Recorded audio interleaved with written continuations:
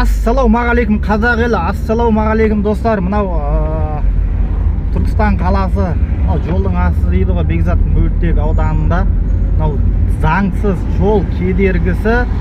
Мынау осы менің жазушыларым және сол жолдың астында тұратын жігіттер жаңағы звондап өтініш айтқаннан кейін заңсыз жол кедергісі қазіргі таңда алынып тасталды. Жұмыс жасалды, алынып тасталды. Енді тұрғындар тарапынан наразылық білдірді. Дегенмен заңға қайшы екенін айттық. Енді автокөлік жолдарына кедергі келтіреді дегендей. Құда қаласа енді мына ортақ елді мекенінде ортақ сонда бір 2-3 бар, 4 бар. Ол да алынады деген. Бүгін құда қаласа ертең алынып қалады. Рахмет тыңдағандарыңызға. Абзал Або YouTube каналы, менің каналыма жазып лайк басып қойыңыздар.